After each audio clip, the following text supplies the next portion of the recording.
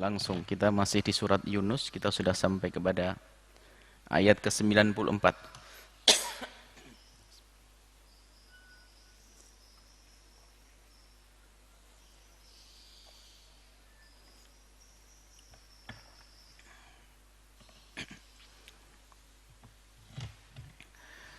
A'udzubillahi minasyaitonirrajim. Bismillahirrahmanirrahim.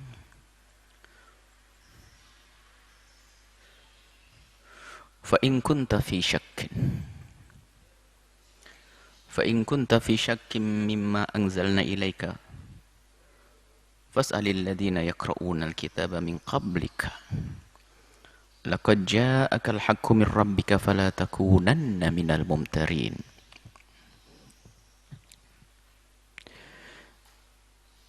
Khitab ini kepada Nabi, akan tapi maksudnya bukan untuk Nabi. Kalau Nabi tidak akan punya keraguan. Akan tapi maksudnya untuk semua dari kita yang diajak bicara oleh Allah yang mungkin ada keraguan di dalam diri kita. Nabi penyampai, kalau Nabi imannya sudah terjaga. Bukan Nabi meragukan, fa in kunta fi syakkin, jika engkau wahai Muhammad dalam keraguan, bukan untuk kita.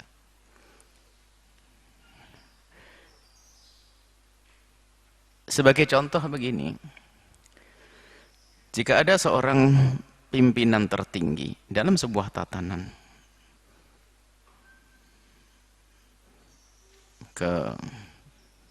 lalu ada bawahannya dua, anggap saja pasukan, dua pasukan atau dua peleton pasukan. Pemimpinnya datang, lalu dari pihak yang tertinggi itu mengatakan, tolong kerjakan, semuanya hendaknya bisa membersihkan lokasi ini dan minggirkan batu-batu. Bukan begitu bahasanya. Coba kau beresin itu semuanya. Ini perintah dari tertinggi kepada pemimpin daripada pasukan atau rombongan-rombongan. Tolong kerjakan, beresin itu tempat agar bersih. Yang diajak bicara satu orang. Akan tapi sesungguhnya di balik pembicaraan kepada satu orang adalah di belakangnya itu ada siapa? Baginda Nabi Muhammad SAW, di belakangnya adalah umat. Dan di antara umat Nabi ada umat dakwah, ada umat ijabah. Yang umat dakwah, kalau umat ijabah, mereka yang sudah menerima keimanan. Dakwah yang mendapatkan seruan dari Nabi. Dan di antara umat dakwah ini ada yang memang perlu diberitahu semacam ini. Kalau belum mantap kalian, kalau belum bisa beriman, coba kamu baca di kitab-kitab suci terdahulu. Tanyakan kepada mereka yang punya kitab suci dari kaum Yahudi dan Nasrani tentang berita kebenaran. Tanyakan kepada mereka.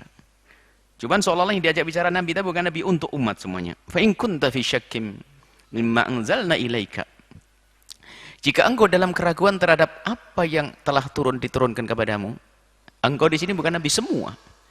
Jika ada yang meragukan terhadap apa yang diturunkan kepada baginda Nabi Muhammad, maka fas'ali, bertanyalah kepada alladzina yaqra'unal kitaba, kepada mereka yang membaca kitab. Abdullah bin Salam menemukan di kitab suci yang mereka baca ternyata sifat Nabi, bahkan dia mengatakan, aku mengenal Nabi Muhammad melebihi daripada aku mengenal anak-anakku. Bahkan pengenalan, apakah aku lebih kenal Nabi Muhammad dengan ciri-ciri yang sangat jelas.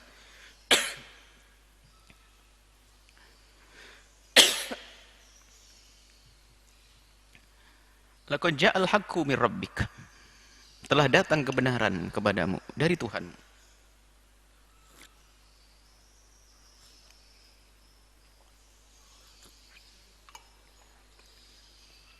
Apa yang datang dari Tuhanmu adalah kebenaran. Wala takunanna minal mumtarin, jangan sampai engkau menjadi orang yang meragukan. Yang jelas Nabi tidak, tapi untuk umat. Jadi bunyinya menjadi begini, wahai kaum, wahai manusia, jika di dalam dirimu ada keraguan, belum bisa menerima kenabian Nabi Muhammad dan risalah yang dibawa Nabi Muhammad, Coba kau tanya kepada orang-orang yang telah mempunyai, yang telah diberikan oleh Allah kepada mereka kitab suci, apa yang mereka baca? Telah datang kebenaran kepada kalian semuanya. Nabi Muhammad membawa kebenaran. Maka jangan sampai kalian itu menjadi orang yang meragukannya. Wala takunanna minal ladzina kadzdzabu. Ini bukan untuk Nabi. Jangan sekali-kali kalian menjadi orang yang mendustakan. Nabi mendustakan tidak mungkin.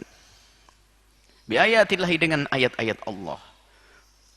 Fatakuna minal khasirin, niscaya engkau akan menjadi orang yang merugi. Nah, mengajak berpikir. Jadi kadang begini, cara untuk mengembalikan orang kepada kebaikan itu kadang perlu untuk kita kembalikan kepada asal usulnya. Tapi asal usul bukan untuk menjadi kesombongan. Sombongan tidak akan ada nilainya. Kamu ini dari keluarga baik-baik, kenapa kamu semacam itu? Kok jauh sekali kamu dari manhaj orang tuamu, dari kakekmu, kok jauh sekali? Perlu diingatkan. Ini bagi yang punya sejarah kebaikan-kebaikan. Jika ternyata memang dia tidak punya sejarah kebaikan dari keluarga yang tidak baik, bisa digugah dengan cara yang lain tentunya. Ini adalah cara untuk mengajak kepada kebaikan. Nanti ada di antaranya orang yang terjerumus dalam kubang keinaan. Allah ajak tentunya dengan cara, Nabi ajak dengan cara yang indah. Tidak jadikan mereka terpuruk lalu putus asa, tidak. Bahkan diberi semangat. Allah mencintai orang yang bertobat, orang berdosa. Orang bisa saja berdosa, akan tapi Allah Maha Pengampun kembali itu. Ini ada motivasi untuk mereka yang terjerembab di dalam kehinaan. Tapi bagi sebagian orang yang punya masa lalu baik, diingatkan bagaimana kisah Nabi Muhammad disebutkan oleh kitab suci mereka, Yahudi dan Nasrani. Mereka sangat mengenali Nabi Muhammad. Maka jangan sampai kalian itu menjadi pendusta-pendusta seperti sebagian dari kalian, orang-orang kafir yang mendustakan Nabi Muhammad, padahal mereka mengetahui kebenaran Nabi Muhammad dengan hujah-hujahnya. Yakin Nabi Muhammad benar, akan tapi mereka tidak bisa menerimanya. Innal ladzina haqqat 'alaihim kalimatu rabbika la yu'minun. Nah, ini kabar gembira kepada baginda Nabi Muhammad agar tidak dilanda kegundahan terus di saat mengajak kepada mereka, akan tapi ternyata tidak semua dari yang diajak itu memenuhi ajakan baginda Nabi. Diajak kepada kebaikan, tidak semua menerima kebaikan tersebut.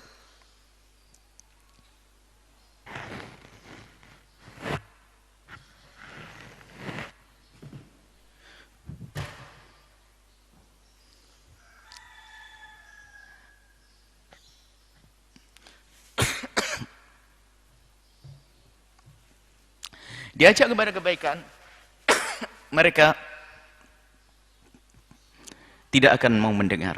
Nah ini Nabi dikasih tahu, innal ladzina haqqat 'alaihim kalimatu rabbik la yu'minun. Wahai Muhammad, adapun mereka-mereka itu yang sudah ditentukan, diketahui oleh Allah bahwa mereka itu adalah orang celaka, mereka tidak akan beriman. Nah ini ada memang orang yang sudah dicap. Allah Maha tahu orang ini celaka. Sehingga biarpun kita mengajak, tapi ini hanya Allah lah yang tahu, bukan kita. Maka di saat berjuang ya kayak Nabi tadi, berjuang semangat ini. Sampai wala yazunka, jangan sampai kau merasa gelisah wahai Muhammad dengan itu semuanya. Yang berikan hidayah adalah Allah, tugasmu hanya menyampaikan. Nabi menyampaikan dengan benar, akan tapi lihat, harapan kita mereka itu masuk Islam. Cuman ada di antara mereka, ini adalah hiburan. Sehingga di saat ada hamba-hamba yang tidak menyambut seruan kita, jangan kita merasa kecil hati, putus asa, tidak. Karena ada di antara mereka yang sudah haqqat 'alaihim kalimatu rabbik, sudah distempel, dipastikan bahwasanya mereka tidak akan bisa mendengar, biarpun hujjah sangat jelas di depan matanya. Ini ada pada zaman Nabi juga. Dan nabi-nabi sebelumnya, orang-orang Yahudi mengetahui kebenaran. Termasuk orang-orang kafir Quraisy waktu itu banyak meyakini kebenaran Nabi Muhammad karena Nabi Muhammad tidak pernah berdusta. Akan tapi sudah distempel. Bahwasanya mereka adalah orang yang bakal sengsara, maka sengsara. Sehingga dalam keluarga baginda Nabi sendiri, lihat, Sayyidina Hamzah, Abu Lahab memerangi baginda Nabi SAW. Sayyidina Hamzah dan Abu Lahab memerangi Nabi dengan sangat kuat. Akan tapi yang satu diambil oleh Allah dalam hidayahnya, Sayyidina Hamzah syahid Uhud. Kemudian Abu Lahab tetap di dalam kekafirannya. Lihat. Ini lihat. Padahal sama-sama mengerti ini ada kekerabatan. Ada kemuliaan. Jadi begitulah kalau tadi disebutkan dalam kajian tafsir sebelumnya, ada istri Nabi yang sudah dididik dengan benar, mengetahui kebenaran, tapi lihat, kalau sudah haqqat alaihim kalimatu rabbik, kalau sudah ditentukan oleh Allah semacam itu, maka tidak akan bisa, biarpun lihat kebenaran di depan matanya. Maka dari itu, karena ini hanya Allah yang tahu, kita juga jangan sok tahu. Kita tidak boleh memastikan kalau orang itu sudah dasar, hatinya sudah tertutup, nggak boleh. Karena kita bukan Nabi yang mendapatkan wahyu, maka semangat dakwah kita tidak boleh putus. Kalau Nabi Muhammad akan dikasih wahyu oleh Allah, oh dia tidak akan. Sehingga waktu turun tabbat yada abi lahab wa tabb, ini Abu Lahab ada, masih hidup. Di saat mendengar firman Allah turun tabbat yada abi lahab wa tabb, itu Abu Lahab mendengar. Coba kalau dia menggunakan kecerdasannya, lihat. Dan keinsyafannya, tinggal datang, aku ngikut. Daripada sama neraka. Tapi tidak, dia ngerti bahwasanya Nabi Muhammad membawa kebenaran, tapi kesombongannya, kebenciannya menjadikan semacam itu. Biarpun sudah turun ayat tabbat yada abi lahab wa tabb. Celaka Abu Lahab, tangannya, istrinya hammalatal hatab, pembawa kayu bakarnya. Jadi Abu Lahab waktu mendengar itu waktu ayat itu turun masih hidup. Coba kalau orang berakal sehat dan tidak ada kebencian, ada ketawaduan, tinggal datang, wah, kalau begitu mending saya minta maaf saja deh daripada saya di neraka selamanya. Cuman dia sudah dicap oleh Allah, tabbat yada abi Lahab, sudah dipastikan dia akan masuk neraka, biarpun diberi penjelasan tentang kebenaran, nggak akan bisa. Akhirnya mati dalam keadaan kafir dan menjadi penghuni neraka. Yang lain yang mungkin tidak pernah diduga-duga kalau dia akan bergabung dengan Nabi Muhammad, karena apa? Di samping mereka punya kekuatan, keberanian, kehebatan, akan tapi ternyata dibalik oleh Allah hatinya. Sayyidina Umar bin Khattab yang semula memusuhi dan termasuk orang yang sangat mengganggu Nabi Muhammad waktu itu. Kemudian juga ada orang yang paling dahsyat di dalam berperang, Khalid bin Walid.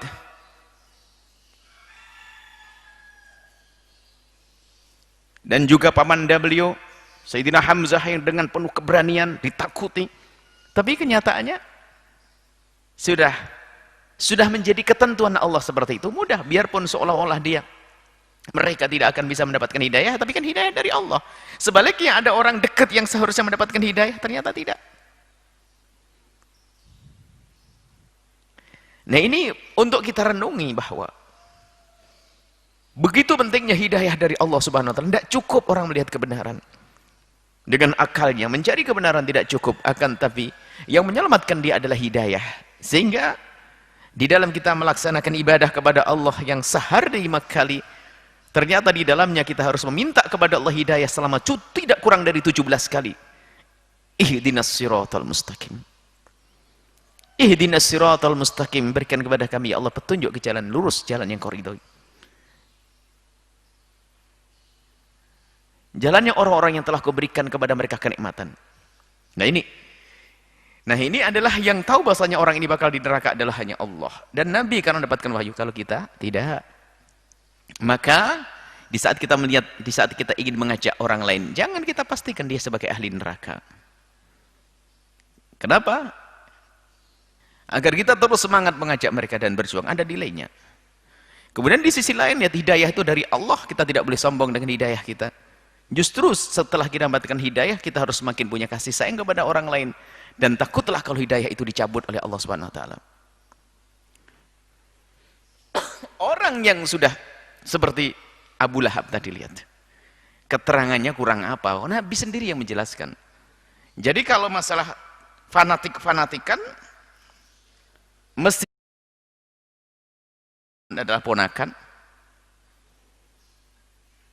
mesti fanatik, tapi bukan, nggak ada urusan dengan itu semua, nggak ada urusan dengan kekerabatan, nggak ada urusan. Kan ada kebencian, sudah distempel oleh Allah. Walau ja'adhum kullu ayatin hatta yarawul adzabal alima. Walau ja'adhum kullu ayatin. Biarpun datang kepada mereka tanda-tanda, mukjizat, keajaiban, enggak akan. Sebelum ini kan yang diajak bicara baginda Nabi Muhammad. Sebelumnya akan ada kisah Nabi Musa. Bagaimana Fir'aun itu dan kaumnya itu sebelum ditenggelamkan, itu sudah diberi oleh Allah bermacam-macam peringatan. Air berubah menjadi darah, setiap tempat ada kodoknya, bermacam-macam. Itu semua adalah peringatan, akan tetapi itu semua tidak menjadikan mereka sadar. Karena sudah tadi, haqqat alaihim kalimatu rabbik, walau ja'adhum kullu ayatin. Biarpun datang mukjizat seperti apapun, hatta yarawul adzabal alima, sampai mereka mati dalam keadaan kafir lalu merasakan siksa yang sangat pedih. Nah, yang bisa kita ambil pelajaran dari ini semuanya, maka mari kita benar-benar memohon petunjuk kepada Allah, memohon hidayah. Dan kita perlu mencari apa sih sebab-sebab hidayah tidak sampai kepada kita, dan apa yang menjadi sebab hidayah kita dicabut oleh Allah Subhanahu wa taala. Ini kita harus waspada dan hati-hati. Sebab biarpun orang punya ilmu cukup, kalau sudah hidayahnya dicabut seperti orang nggak punya ilmu. Na'udzubillah. Punya ilmu hidayah. Dan tentu sebab-sebab ini, maka ada pembahasan khususnya di sebab-sebab orang akan dicabut hidayahnya, diantaranya kesombongan. Al-kibru batrul haq. Sombong ini menjadikan hidayah dicabut oleh Allah. Sombong, satu. Kedua, merendahkan orang lain.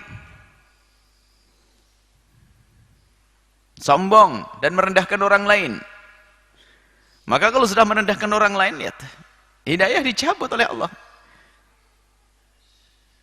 Kalau sudah dicabut oleh Allah, biarpun dia katanya menghafal Al-Quran, Allah.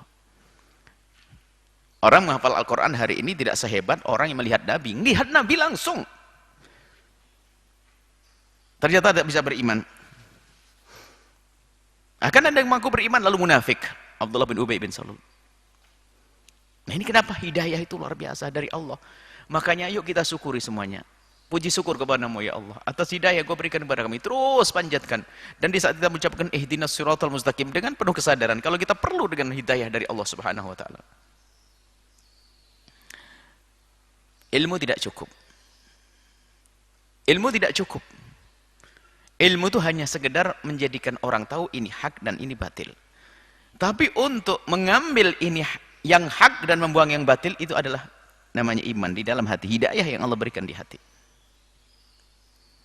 Bahkan sebaliknya, jika orang punya ilmu tentang hak batil tapi dia tidak mendapatkan hidayah, tidak punya kesadaran, maka justru dia akan main-main hak dan batil. Dia bisa membolak-balikkan, na'udzubillah, ada mufti syaitan, ada. Dia akan berfatwa sesuai dengan keinginan. Dan keinginan ini bermacam-macam, urusan syahwatnya, masalah politik, masalah harta, masalah ini, macam-macam. Sehingga dia menjual agama, pengkhianat mereka. Sampai yarul adzab, melihat siksa Allah nanti pada akhirnya. Falal kanat qaryatun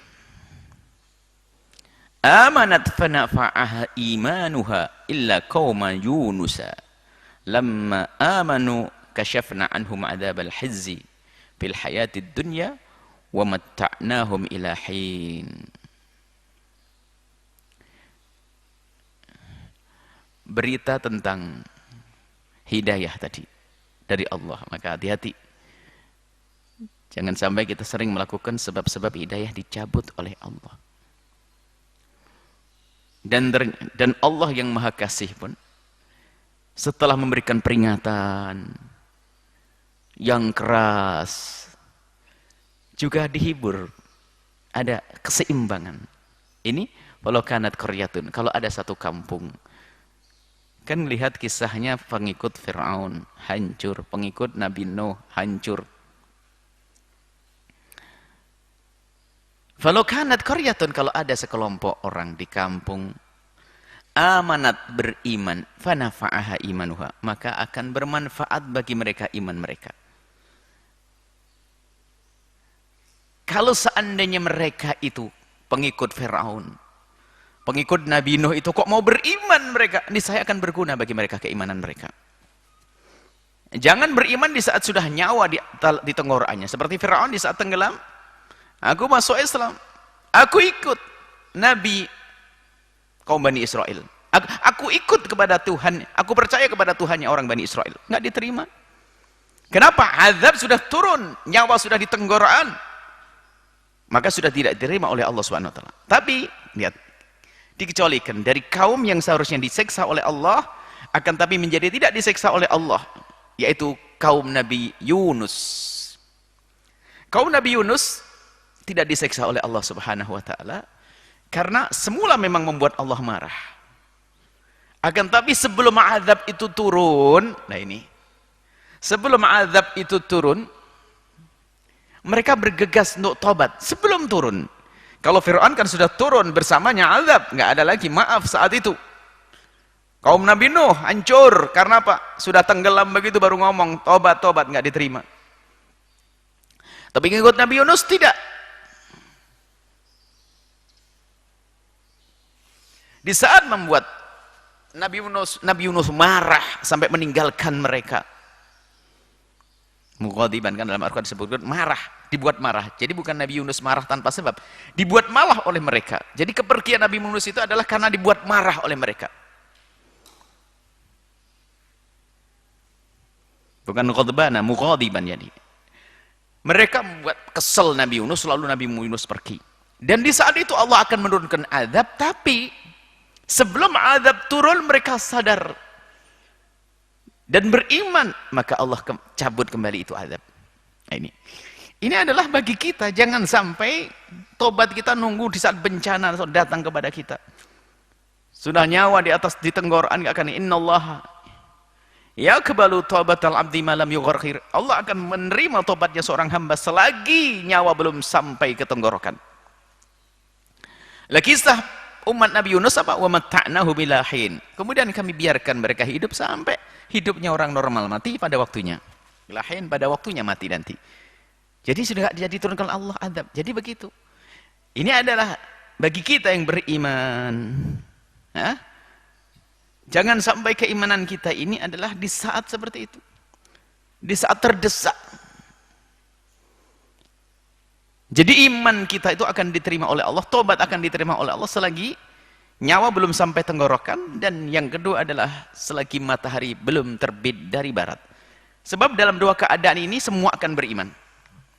Ketakutannya di saat nyawa sampai tenggorokan itu matanya melihat neraka. Melihat neraka. Akhriju anfusakum, keluarkan dirimu, pukul oleh malaikat.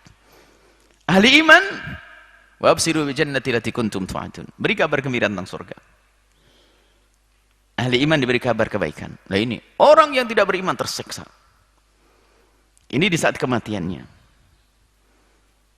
Nah, ini Allah akan tunjukkan di saat seperti itu.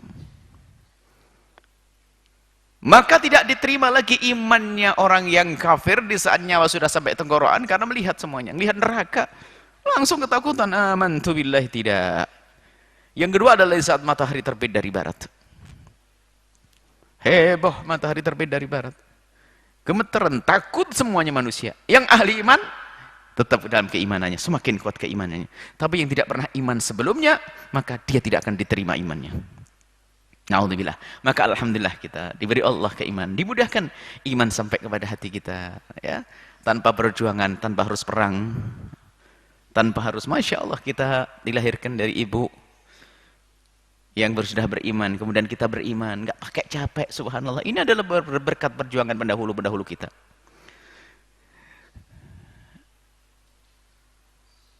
Lamma amanu, adapun pengikut Nabi Yunus, tatkala mereka beriman, kasyafna anhum, kami singkap dari mereka adzabal khizi, daripada siksa yang menghinakan tersebut, fil hayatid dunya, di dunia. Jadi tidak diturunkan lagi siksa. Wamatta'nahum ila hin, kemudian dibiarkan hidup sampai hidupnya orang normal, mati sebagaimana umurnya. Ingat, tugasmu adalah berjuang dengan semangat yang full. Tapi bersama itu juga kamu harus yakin bahwasanya yang beri hidayah adalah Allah. Kalau tidak ada keseimbangan ini bahaya. Wong yang ngasih hidayah Allah, ngapain saya capek-capek? Nah ini Anda tidak dapat kemuliaan. Atau yang satu berjuang terus sehingga dia akan putus asa karena merasa tidak berhasil. Sehingga harus ada gabungan. Bahwasanya berjihad semaksimal mungkin, berdakwah semaksimal mungkin, kemudian setelah itu apa? Meyakini bahwasanya hidayah adalah dari Allah Subhanahu wa taala. Tidak ada yang bisa memberikan hidayah kecuali Allah. Ini harus kita yakini. Nah, Allah Maha Kuasa dan Allah Maha Tahu. Kalau Allah akan menjadikan mereka beriman semuanya, bisa kok. Walau syaa rabbuka, disebutkan law syaa rabbuka. Kalau Allah menghendaki, la amana man fil ardi kulluhum jami'a. Kalau Allah menghendaki, niscaya mereka ini penghuni bumi akan beriman semuanya. Maksudnya apa? Kamu yang berjuang tetap jangan berhenti. Ini tugasmu untuk mendapatkan kemuliaan. Allah buat kebatilan di sana karena Allah akan mengangkatmu. Yang memerangi kebatilan. Padahal kalau Allah ingin berikan hidayah kepada siapa juga bisa. Tapi itu Allah tidak lakukan. Kenapa? Karena Allah ingin mengangkat sebagian yang lainnya. Maka semangat yang maksimal. Tapi di samping semangatmu maksimal, tapi ingat hidayah dari Allah tidak bisa kau paksakan. Maka afa anta tukrihun nasa hatta yakunu mu'minin? Apakah kamu akan paksa orang untuk beriman? Nggak bisa. Tugasmu menyampaikan kebenaran dengan hujah-hujah. Dengan pemahaman, sampaikan kepada mereka, itu tugasmu. Adapun mereka tidak menerima atau menerima, itu dari Allah Subhanahu wa taala. Tapi lihat, itu urusan Allah. Tapi urusanku adalah aku mengajak kepada mereka. Aku tidak boleh membiarkan kebatilan. Tentunya tujuannya adalah itu tanda keimanan kita. Menjaga keimanan kita yang dari hati kita, yaitu berjuang. Kemudian demi keselamatan kita, keselamatan keluarga kita, keselamatan masyarakat kita. Maka berjuang ini tidak ada hentinya.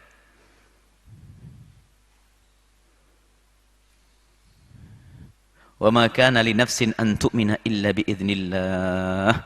Tidak ada satu jiwa pun yang beriman kecuali dengan izin Allah. Alhamdulillah kita diizinkan untuk beriman. Wa yaj'alu rijsa 'alal ladzina la yaqilun. Akan tapi Allah juga akan berikan kekejian, kehinaan, kekafiran kepada orang yang tidak mau berpikir. Maksudnya berpikir yaqil itu adalah merenungi lalu memberikan kesempatan hatinya untuk memahaminya.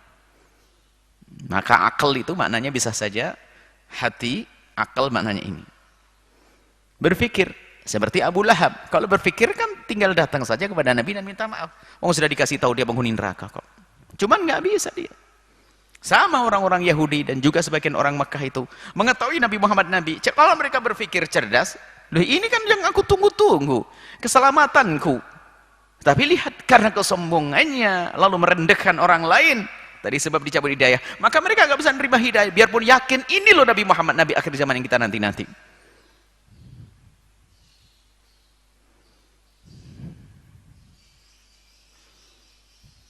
Ini saja insya Allah. Semoga Allah memberikan kepada kita pemahaman yang benar dan Allah memberikan kepada kita semangat untuk mengajak kepada kebaikan. Dan semoga Allah menggolongkan kita sebagai hamba yang mendapatkan hidayah. Dan semoga Allah Subhanahu wa taala mengampuni kita semuanya. Menjauhkan daripada kesesatan-kesesatan. Wallahu a'lam bishawab.